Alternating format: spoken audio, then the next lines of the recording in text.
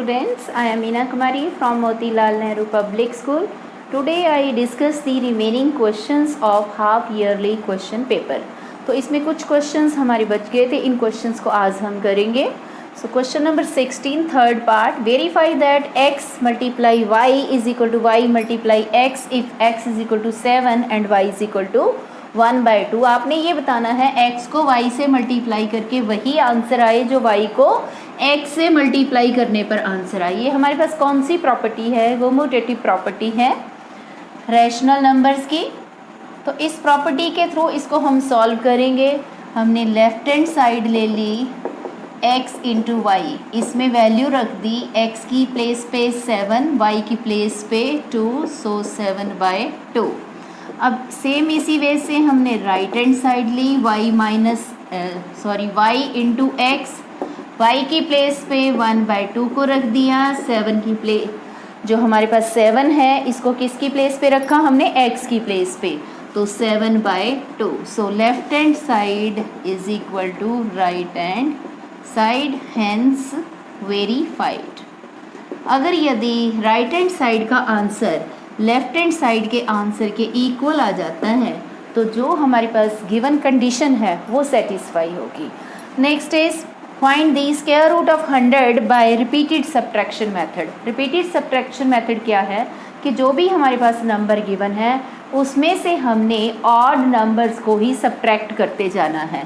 तो देखिए कैसे स्टार्ट करेंगे. 100 में से सबसे पहला हमने ऑड नंबर सब्ट्रैक्ट किया तो 99 आ गया. 99 में से नेक्स्ट ऑड नंबर है 3.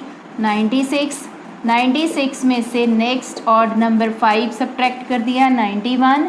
और 91 में से नेक्स्ट ऑड नंबर हमने सब्ट्रैक्ट कर दिया 84 हो गया सब्ट्रैक्ट करने के बाद. तो 84 में से नेक्स्ट ऑड नंबर हमने सब्ट्रैक्ट किया 9 जब हमने सब्ट्रैक्ट किया तो 75. सो 75 में से नेक्स्ट ऑड नंबर 11 सब्ट्रैक्ट किया तो 64.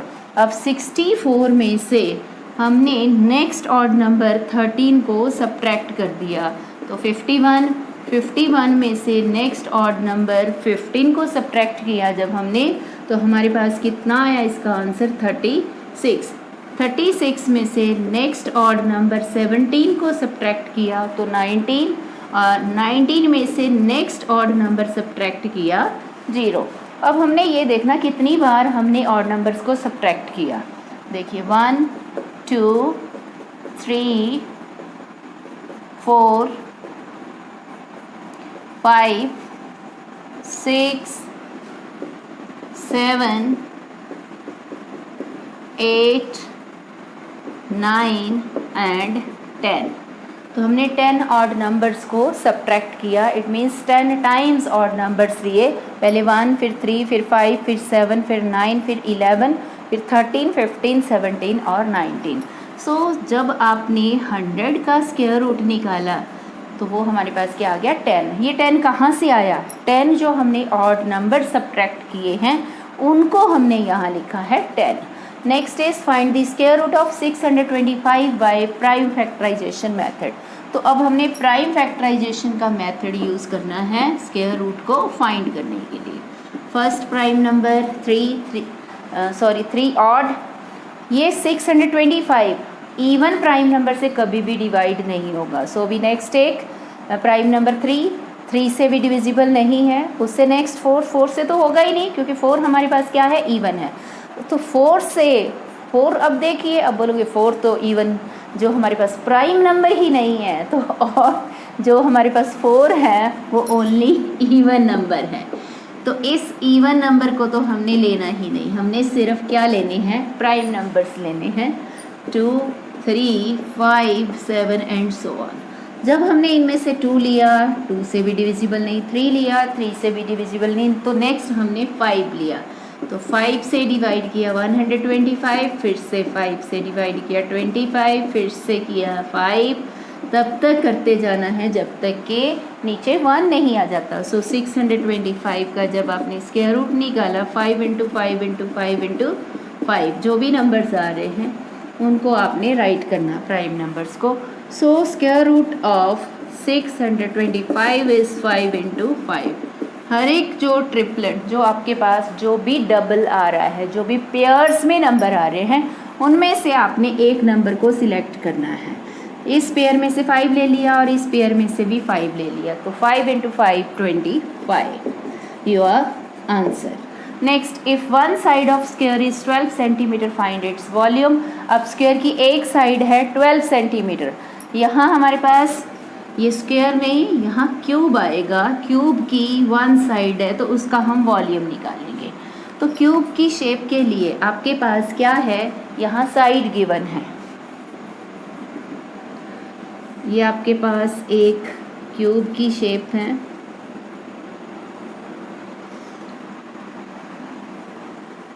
दो क्यूब्स को ड्रॉ करने के लिए ईजीएस्ट वे क्या है, एक के ऊपर दूसरी क्यूब को प्लेस कर दीजिए,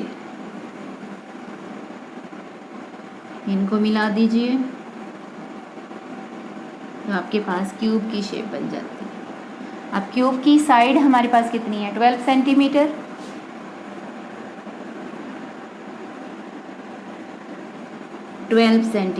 इट मीन्स इसकी लेंथ भी 12 है, ब्रेथ भी 12 है और हाइट भी क्या है, 12 है। तो साइड ऑफ क्यूब हमारे पास गिवन है 12 सेंटीमीटर, इसका वॉल्यूम निकालेंगे साइड का क्यूब, 12 का क्यूब मीन्स 12 × 12 × 12 1728 सेंटीमीटर क्यूब। तो आपका आंसर कितना आया, 1728। Next question number 17, 3 numbers are in ratio 1:2:3 and the sum of their cubes is 4500. find the numbers, numbers को हमने फाइंड करना है। तो इस क्वेश्चन में हमारे पास 3 नंबर्स है और उनकी रेशो गिवन है। रेशो है हमारे पास 1:2:3। लेट 3 नंबर्स, हमने 3 नंबर्स को ले लिया, रेशो गिवन है, तो x, second number 2x and third number 3x। According to question इनका क्या दिया हुआ है, इनके क्यूब का सम, सो x का क्यूब प्लस 2x का क्यूब प्लस 3x का क्यूब इज़ 4500।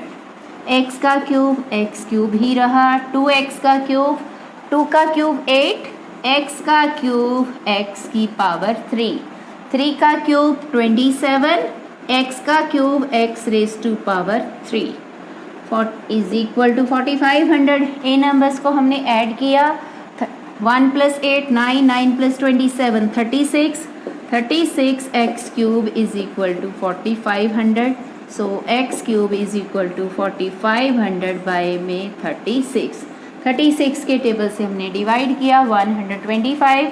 सो x का cube is 125, x cube is, ये किसका क्यूब है, 5 का क्यूब है, क्यूब से cube cancel, so x is equal to 5। It means आपके पास 3 नंबर्स क्या बन गए, 3 नंबर्स, फर्स्ट नंबर है x मीन्स 5, सेकेंड नंबर है 5 2 × 5 and third number 3 × 5। So first 5, second 10 and third is 15। इस वे से आपने इस क्वेश्चन को सॉल्व किया। सो नेक्स्ट क्वेश्चन आपके पास क्या है, if 6 persons can finish A job in 10 days, then how many persons can finish the same job in 3 days। अब हमारे पास इस क्वेश्चन में क्या है, पर्सन्स है और डेज गिवन है। तो हमने सबसे पहले ये चेक करना है ये वेरिएशन कौन सी है, जितने पर्सन्स ज़्यादा लगाएंगे काम पे उतना काम कम दिनों में ख़त्म होगा। अगर यदि पर्सन्स हम कम कर देंगे तो जो काम है वो ज़्यादा दिनों तक चलेगा। तो इस क्वेश्चन को सॉल्व करने के लिए हम एक टेबल ड्रॉ करते हैं जिसमें हम नंबर ऑफ पर्सन्स ले लेंगे, नंबर ऑफ पर्सन्स, और सेकेंड में हमने ले लिया नंबर ऑफ डेज। पर्सन्स हमारे पास 6 हैं और ये कितने दिनों में काम को ख़त्म करते हैं, 10 डेज़ में। उसके बाद अगर यदि हमने 3 डेज़ में काम को फिनिश करना है तो हमें कितने पर्सन्स की ज़रूरत है। हम मान लेते हैं हमें 8 पर्सन्स की ज़रूरत है। तो सबसे पहले हमने ये चेक किया, ये वेरिएशन क्या थी, इन्वर्स थी, इन्वर्सली प्रोपोर्शनल है। कैसे, पर्सन्स ज़्यादा तो काम कम दिनों में ख़त्म और पर्सन्स कम तो काम ज़्यादा दिनों में फिनिश होगा। So it is a inverse proportion. Inverse proportion में हमारे पास क्या फार्मूला है, x into y is equal to k, where k is a constant. तो x 6 ये x को रिप्रेजेंट कर रहा है और ये y को। So 6 into 10 is equal to a into 3। a की वैल्यू निकालनी है 6 इंटू 10 बाय में 3 के टेबल से 6 को डिवाइड कर दिया 20। इसका मतलब हमें कितने पर्सन्स की ज़रूरत है, 20 पर्सन्स की ज़रूरत है अगर यदि हमने इसी काम को 3 डेज़ में कंप्लीट करना है। Next question, find the smallest number by which 1620 must be divided to get a perfect square. अब आपने वो स्मॉलेस्ट नंबर ढूंढना है जिससे 1620 को हम डिवाइड करें और जो हमारा आंसर आता है वो परफेक्ट स्क्वायर हो। तो उसको चेक करने के लिए हम क्या करेंगे, सबसे पहले इसकी प्राइम फैक्टराइजेशन करेंगे 1620 की। सबसे पहला प्राइम नंबर 2 से डिवाइड कर दिया 810, फिर 2 से डिवाइड किया 405, फिर 3 से 135, 3 से 45, फिर से 3 से 15, 3 के टेबल से फिर से डिवाइड किया 5 के टेबल से 1। जब हमने 1620 की प्राइम फैक्टराइजेशन की तो हम देख रहे हैं इसमें 2 है हमारे पास पेयर में, 3 है पेयर में और ये वाला 3 भी क्या है, पेयर में है। सिर्फ हमारे पास कौन सा पेयर में नहीं है, 5 पेयर में नहीं है। 2 इंटू 2, 3 इंटू 3, 3 इंटू 3 इंटू 5। 2 भी पेयरिंग में, 3 भी पेयरिंग में और ये 3 भी पेयरिंग में। जो 5 है वो पेयर में नहीं है। इसका मतलब किस नंबर से हम डिवाइड करें, 5 से डिवाइड करें। So required number is 5। 5 को 5 से डिवाइड कर देंगे तो यहाँ से 5 कैंसिल हो जाएगा। कैंसिल होने का मतलब है 5 को 5 से डिवाइड कर दिया 1। हमारे पास सिर्फ कौन सी नंबर्स बच जाएंगे, 2 इंटू 2 इंटू 3 इंटू 3, 3 इंटू 3। तो अब हमने स्क्वायर रूट 1620 का जब करना है, इसको हमने 5 से डिवाइड कर दिया और इस साइड नंबर हमारे पास क्या बच गए, 2 इंटू 2, 3 इंटू 3, 3 इंटू 3। अब हर एक पेयर में से एक एक नंबर को हम ले लेंगे। 2 इंटू 3 इंटू 3 इज़ 18। जब इस साइड हमने डिवाइड किया 324, तो 324 का स्क्वायर रूट क्या आता है हमारे पास, 18। सो नेक्स्ट क्वेश्चन हमारे पास फोर्थ क्वेश्चन क्या है, find 4 rational numbers between 3/5 and 1/2। तो 3/5 और 1/2 के बीच में आपने 4 रैशनल नंबर्स को फाइंड करना है। 3/5 एंड 1/2। तो हमारे पास सबसे पहले हम देखेंगे दोनों का डिनोमिनेटर सेम है या नहीं। डिनोमिनेटर को सेम बनाने के लिए हम एलसीएम लेंगे। 10 को 5 से डिवाइड किया 2, 2 3 जा 6, 10 को 2 से डिवाइड किया 5, 5 1 जा 5। अब 6 और 5 के बीच में हमारे पास कोई भी रैशनल नंबर नहीं है, तो इसलिए हमें क्या चाहिए, 4 रैशनल नंबर्स हमने निकालने हैं। तो 4 में हमने 1 ऐड कर दिया, 5 बन गया। 6/10 को हमने 5 से न्यूमिनेटर को भी मल्टीप्लाई कर दिया और डिनोमिनेटर को भी।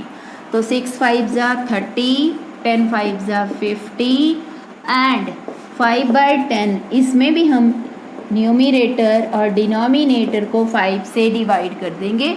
25/50। अब हमने 30/50 और 25/50 के बीच में रैशनल नंबर्स फाइंड करने हैं। तो वो हमारे पास कितने बनेंगे, 4 rational numbers between 3/5 and 1/2 are। अब देखिए 30 से ये नंबर लाइन है। आप यहाँ पे अगर यदि 0 है, आप नंबर्स ले रहे हैं यहाँ 25/50, 26/50, 27, 28, 29, 30, यहाँ 30/50 है। अब आपने जब नंबर्स लेने हैं तो 30 से ले रहे हैं ना हम 25 तक, तो 30 से नेक्स्ट इस साइड क्या बना 29/50, फिर 28/50, 27/50 एंड 26/50। तो आपके पास ये 4 रैशनल नंबर्स हो गए। तो इस वे से आपने इन क्वेश्चंस को सॉल्व करना था। सो नेक्स्ट क्वेश्चन क्या है हमारे पास, ABCD is a quadrilateral with angle A and B are equal. अब AP and BP are the bisectors of angle A and B respectively. If angle C is 60 degree and angle D is 40 degree, find the measure of angle APB। अब आपने APB angle का measurement find करना है। तो सबसे पहले इस question को समझने के लिए हम एक क्वाड्रिलेटरल की शेप ड्रॉ कर लेते हैं।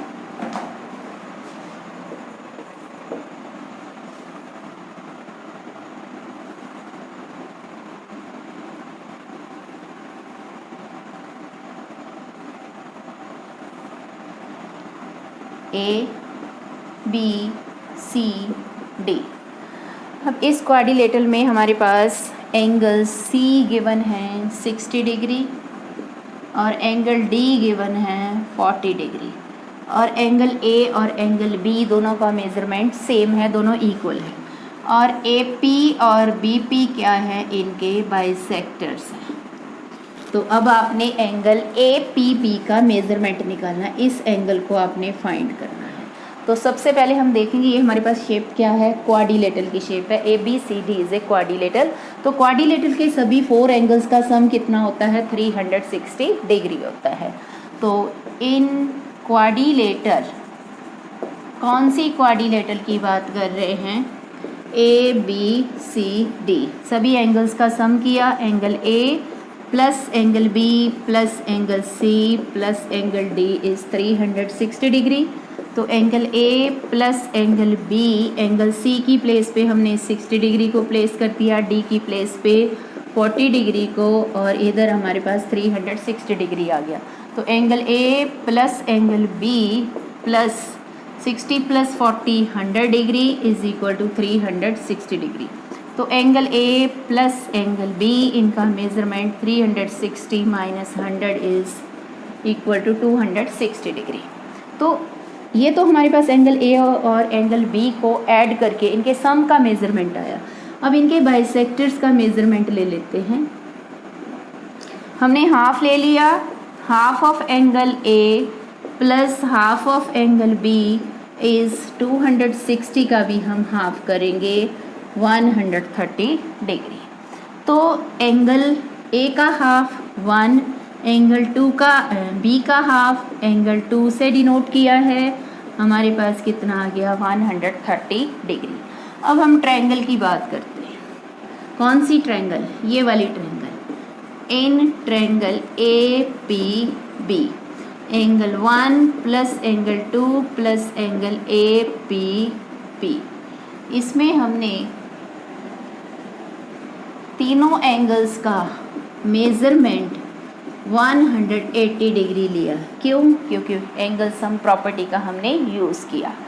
तो यहाँ पे हम रीज़न लिखेंगे बाय एंगल सम प्रॉपर्टी। तो एंगल 1 प्लस 2 की प्लेस पे 130 डिग्री को हमने रख दिया। So angle APB is 180 degree. So angle APB का measurement 180 minus 130 is equal to 50 degree. तो एंगल APB आपके पास कितना आ गया, 50 डिग्री।